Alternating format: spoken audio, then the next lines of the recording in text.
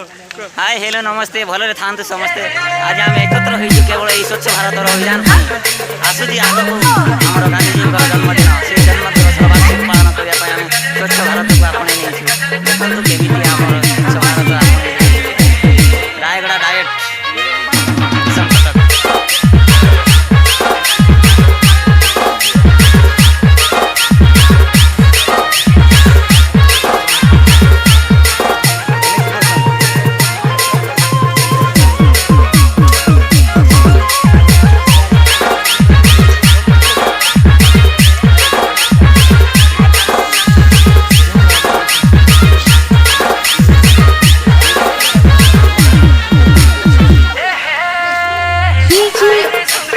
Sambalpuri FM Music.